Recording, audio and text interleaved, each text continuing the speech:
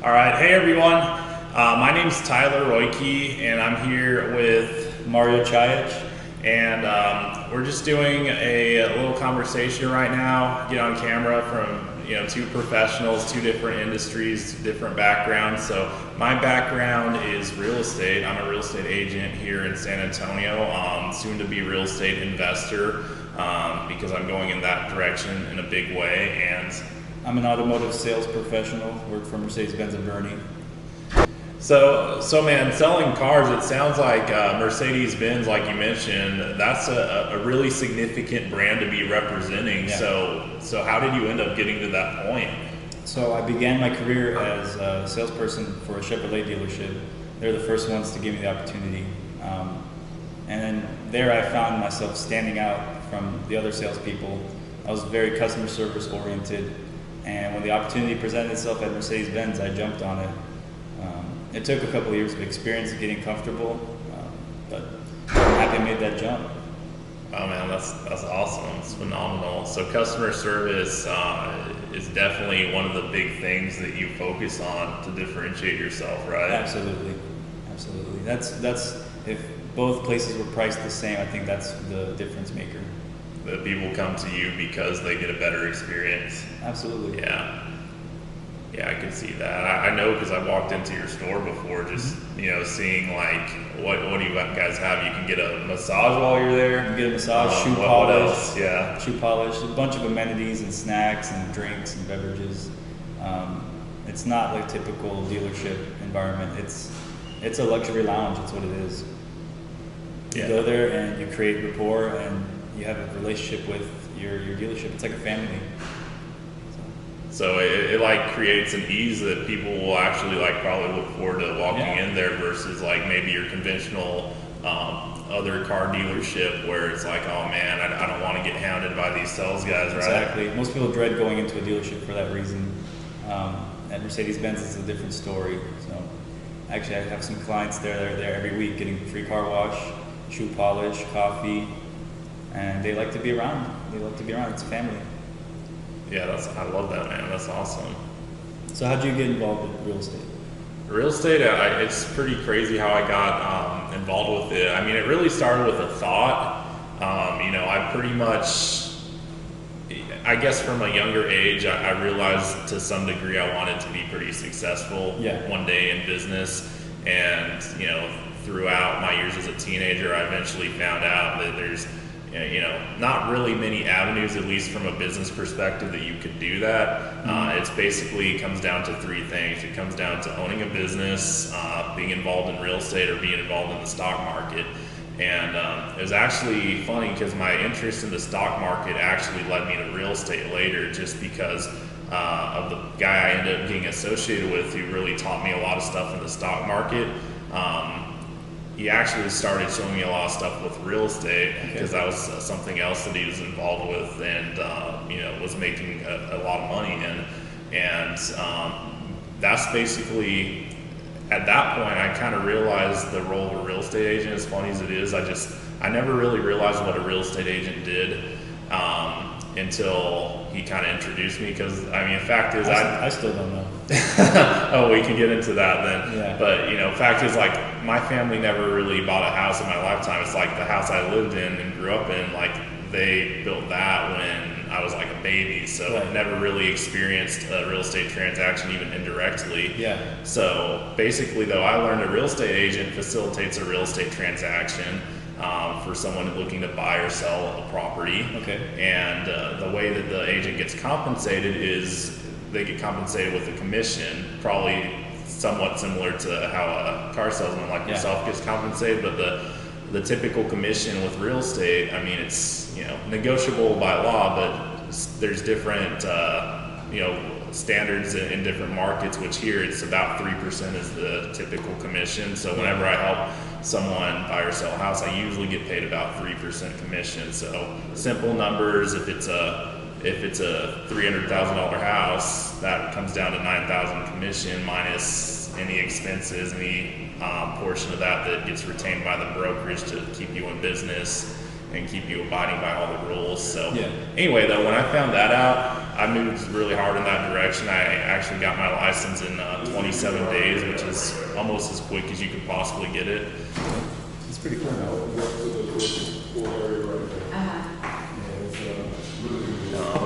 Yeah, I think I Is the started broker it. the other percentage?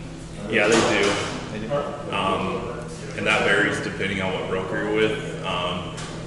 Of the 3%, the broker gets some and the agent gets some. Is that how it is? Yeah, so of the 3%, the brokerage does get some and the agent gets some.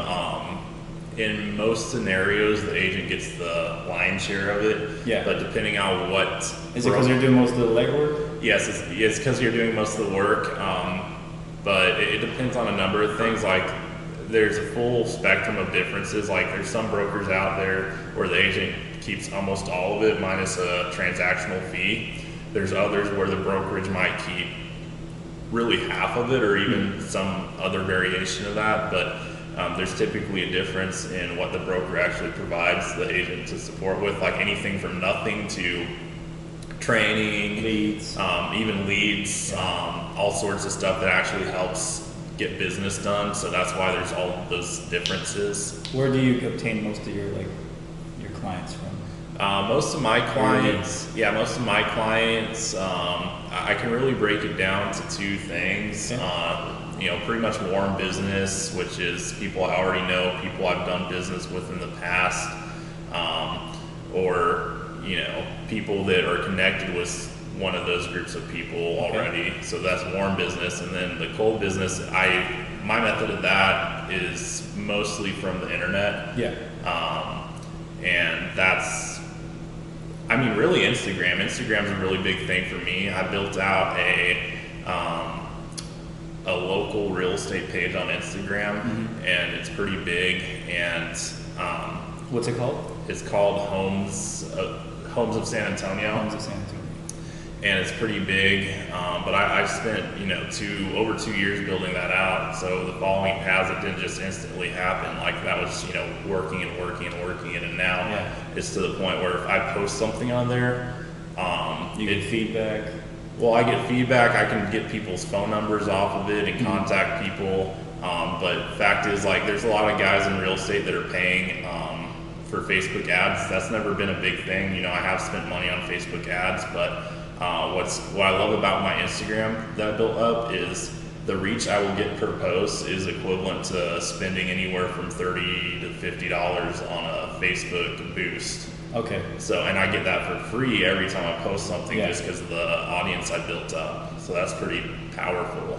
Yeah, that's awesome. So what are some of the things you post? Like pictures of homes that are for sale, or? Well, I've kind of done one thing with it so far, which is posting pictures of, the nicest properties available in San Antonio, which, I don't take any credit for that. I give credit where it's due on there. So if you look at the description, you see, who's got that property on the market and stuff like that. But the fact is, though, I'm taking a page and I'm showcasing the most beautiful properties in San Antonio, and I think that's what's appealing, because there's not really, when I looked at it back when I started the page, there wasn't really one outlet on social media where you could see that. Yeah, I can't think of one. So it's become the go-to for people who just want to see the nicest homes available in San Antonio. Yeah, that's pretty cool.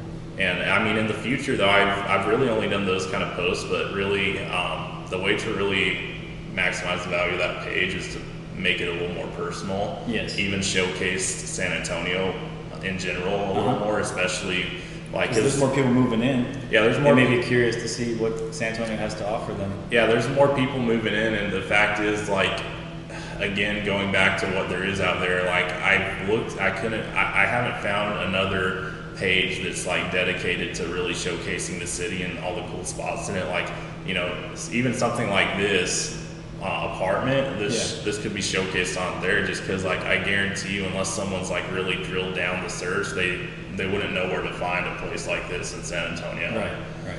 So that's because if I did that, like, basically what it comes down to is I haven't put my face on a page, like on the local page. I have it on my personal one, but like as far as the homes of San Antonio, like no, like some people if they like watch everything, they might have seen my face at one point. Yeah. But I mostly just post homes on there, so like there's not a personality attached to that page. And with social media, what I've learned, because I follow like some of the biggest guys doing social media right now. Yeah. And I've just learned that there's so much more value in having a personality behind your page than just having content. Because people don't resonate with content, they resonate with people, right? That's right. So I know for a fact, even though I've closed a good amount of business off that page, I could probably do 10 times more if I really attached a personality to it. I think you're right, because even I find myself like looking at some of the followers, and I don't even care what the content is. I just want to hear them talk, you know. So it is that personality. Yeah, exactly. That you're looking for on Instagram. Yeah, and what's cool is when you get people who are following you and watching your stuff, like at some point after they've seen you so many times, like you almost feel like you know that person, like right when you follow, like you know whoever it is you follow. Like I think we both follow like Grant Cardone, like and people like that. Gary Vaynerchuk. But like. You know, when you follow someone enough, like to some extent, you feel like you know them. Like if you ran into them, it would almost feel like a little weird because it's like you want to say what's up, but then you're like, wait, I've never met you before, right? So, I guess do you want to talk about like, I guess where you're going, like what you have in mind with what you're working on now, and then like the future, or what direction you want to go with this? Long term, I want real estate investments. I want apartment buildings. That's where I see myself building true wealth, indestructible wealth. But for the short term, I just want to dominate this industry, this automotive industry, and especially the space I'm in, the luxury sales. So I'm still new at it. I realize that there's a lot of work to be done, and mainly it's about getting people to know me in this city locally. So that's where I'm going to put my attention on the next few years, is just to create a name for myself in the city. Got it. And what's your, I mean, obviously customer service is like a huge component, but what other part of your strategy would you say is really important in making that happen over the next few years? In providing that level of service? That's a good question. I don't know. I'm very transparent. I mean, I think that's a key, is to let people know who they're doing business with. I got the product knowledge down. I got the professionalism down, and the treatment that they're going to receive is like you can't compare it to some of these people that I work with. So that's just one of the ways I stand out. But I think the next few years it's just going to be getting my name out, advertisements and more posts, and actually like doing something like this, like collabing with people, because maybe people in your industry or your space may be interested in what I'm doing, and likewise. Vice versa. Yeah, definitely. So. Yeah. I mean, what's the, like, do you have a particular strategy around, you know, say someone bought a car from you, like, do you have a method of actually staying in touch with them in the months and years ahead, or what's that look like? There is like a calendar on my computer that alerts me and reminds me to follow up, but I try to create a relationship with every customer. I don't even call them customers, I call them clients, I call them friends, I call them family. Because, yeah, we can text each other at any time of the day. I'm always going to be available to them. So if they need something, I'm there for them. And that's just one of the ways. I just make them my friend, treat them like they're a family member, and that's how I continue. They're more than welcome to contact me anytime. Yeah. It doesn't bother me. It's part of my life. I don't see it as work at all. So. Yeah, that's awesome. And that's what, like, probably one of the biggest things I learned from being involved in real estate as an agent is that, you know, real estate is a relationship business. Yeah. Pretty much anything you can make happen, it's a result of forming a good relationship with someone. Yeah. So, you know, that's really the number one thing. And, you know, I can look back to every deal I've ever closed, and, you know, it started with forming a relationship. You know, you can't just, like, really, you can't just, you know, meet someone instantaneously and do something for them on the spot like that. You know, it'd be a very unusual scenario if that ever happened. You know, because most of the time it's like no one's gonna want to do the deal with you until they have a good feeling about you. That's true. And to do that, you've got to show someone that you're likable, that you're someone that's, trustworthy. Exactly. Yeah. Those are all big factors. But maybe you don't get that relationship right off the bat. So how would you go about it? Because I'm sure that I don't vibe with every single personality I come across. Yeah, I mean, it's tricky. So what takes you past there? What takes you to that trustworthiness? Like with the different personalities, it can be tricky because the fact is, like, we have different personality types. Then, not everyone has the same thing. Like, there's some people that are a little more reserved, some people that are a little more, ecstatic and excited to talk with you. Right. Others just, they really just want to know the facts and don't really want to talk that much. Okay. So just kind of like with me, I don't know. I think it might be different for different people, but I feel like I have a pretty adaptive personality to where if I'm talking with someone and like really getting to know how they are, like I will start like mirroring that. And I'm like, at least from what I've seen with others, I don't think everyone can do that the same way. But with me, the key is, to answer your question, having enough time with that person to figure out what their personality is like, and really just making it my goal to really just click with that tone, that style. If they're more quiet and reserved, if they even speak with a lower tone of voice, kind of mirror that a little bit. Because at the end of the day, like, if I do that, I know that they're gonna like keep interacting with me, and if they keep interacting with me, that's all I really need to develop, trust and likability with someone. Because the fact is, I'm pretty likable. It's rare in my life where I've been in a situation where straight up just I'm face to face with someone and like they just hate me. Like that almost never happens in my whole life. I'm a pretty likable person. So it's just really a matter of me having enough time to get to know someone, which at first it's a hard thing, because again, you're just trying to figure out, okay, what kind of person is this guy? Yeah. I find it for me, I mean, the main reason people buy anything is to solve a need or a problem. And I just get straight to the facts. And first, I begin with the needs analysis and asking the right questions about what they're trying to accomplish. It could just be a want, but that's their need, And through those questions, through those fact finding, that's where we establish that relationship. That's where they can see the trustworthiness that, okay, this person is trying to help me solve my problem. And that's where the personality can be kind of pushed aside, because you're handling the main objection is to solve their need. So do you look at it sounds like you look at it from a perspective that it's not really so much about what you have to sell them as it is what they need, right? Yeah. You have that approach with it? Yeah.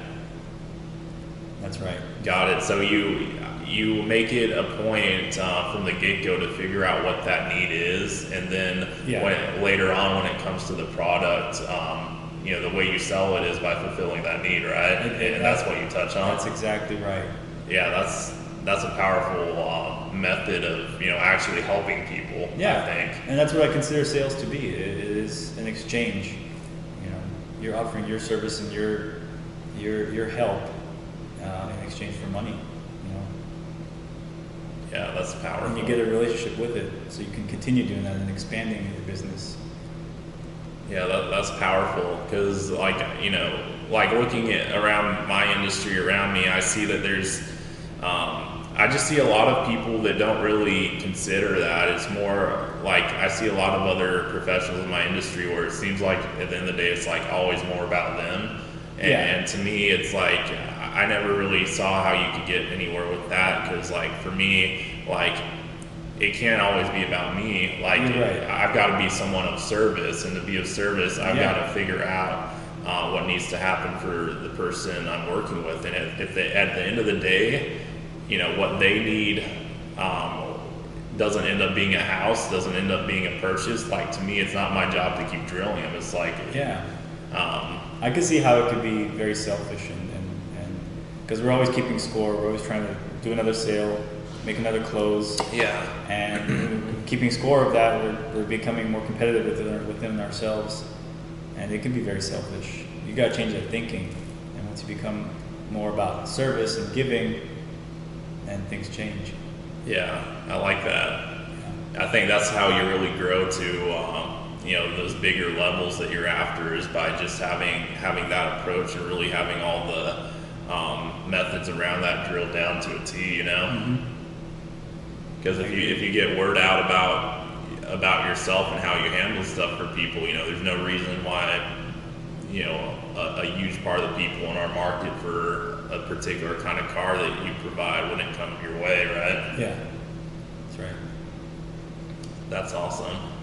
Are there any stigmas about your industry, like the real estate space? Oh yeah, because car salesmen have a really bad name. Yeah, I think we're somewhere up on that list with you guys. Yeah, from what I've seen, there's definitely a big stigma around real estate agents, and it's funny. I'm a real estate agent, but I can say I don't like a lot of real estate agents. Just I've seen how they work, which again, that's just a generality. It's going to vary on a person by person basis, but there definitely is a bad stigma, which it doesn't take a ton of people in the industry to cause that, I feel like. But basically what it comes down to is it's just like, it seems like there's too many people in my business that their number one priority is a commission. And I think that is something that the consumer can really pick up on, and it can be something simple. And honestly, ever since getting in the industry, I've learned my way through this. So I'm not saying I've never been guilty of this at one point, but it's been a learning process from being a brand new agent years ago to where I'm at now, and kind of have a grasp of what I'm doing from an interaction perspective. But say you walk into an open house, it's like, one of two things are going to happen. Either the agent's going to be pretty laid back and let you look at it, or they're going to be like drilling you with questions, like, trying to get you to sign a sign-in sheet. And it's like, that's kind of like, it's almost like a hostile environment. And that's not really how you form a relationship with someone. But that's just one example, though, just saying like, you just get a sense that all this guy wants is a check. Yeah. And, and that's a hard thing. And I know a lot of consumers, like, they're kind of hostile when it comes to real estate agents, and looking at it for a good reason, just because of that. They'll be reluctant to sit down and really try to find the right person. They might wait a little bit longer in the process to do anything. Like, they might wait to pick up the phone, and like a lot of people, from what I've seen, will actually end up picking the phone just because they need to get in a house, and they don't have another way in besides calling an agent. Right. So I see a lot of people where they won't even speak with an agent until they're at that point in the process. But Gotcha. If you think about it, though, like, the only reason for that, in my perspective, is that they don't want to talk to an agent. Kind of like the whole car sales thing. It's like they want to buy a car, but they're like, oh man, like, I don't want to go in there. Like, I'm sure that happens. You see that too, right? Like, where people, like, they have a sense of distrust. Well, like, they might wait until the day they actually need to buy to walk in, right? Just because they don't want to deal with that until they actually need it. That's right. Does that happen? Because that's what I'm talking about with the whole thing. Like, there's a lot of people out there where it's like the thing to do would be to establish who your agent's going to be, and then like really move forward with the process. But I see there's plenty of people that don't pick up the phone until like they really don't have a choice. So how would you advise somebody who's in the market to find the right broker or real estate agent? Yeah, well, really, it sounds like they would have to shop now agents before they do the house. Yeah, well, really, it's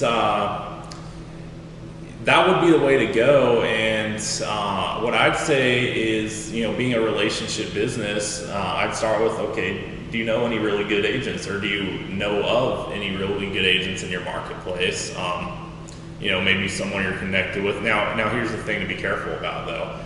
A lot of people will go with someone that is a friend or family member or something just because of that. Now, I think it's important. It's okay if you want to consider working with someone, you know, like that, but you need to make sure that they're actually going to be the agent for the job. And with that, I would say it's like, okay, great, you have a friend, family member that's doing it. Ask them to show you like what they actually do on that side of the business. You know, don't sign with them just because you like have a relationship with them. Ask them, you know, hey, I appreciate our relationship and everything. I just want to see what you actually do on this side of the business, and just kind of leave it at that, and leave it open for them to show you. Because, and that's another thing, it kind of gets back to the last point I was making. Like, one of the biggest things I hate with a lot of other agents is like when it comes to like a friend or family member, it's like agents always feel entitled to that person's business. Yeah. And it's like to the point where it's like, okay, I shouldn't even have to show you anything. You're my family member. It's like, that's totally wrong, because like I wouldn't expect someone to hire me on the basis of just that. Like, I want to show my merits as an actual professional. Right. It's a nice place to come reflect and just enjoy all the scenery. Yeah, I can see that. But we also want to thank you for watching our video. Hope you enjoyed the content we provided, and hopefully it gives you a better perspective of what we both have to go through in our everyday lives. Yeah, the perspective of a real estate professional and an automotive sales professional. Yeah, I hope you guys got some value out of it. If you did, you know, like this video, subscribe, drop a comment. If you got any questions for either of us, you know, someone who sells Mercedes-Benz or someone who sells real estate, let us know what questions you got. We'll do our best to reply to all you guys. Absolutely. Until next time. See you guys.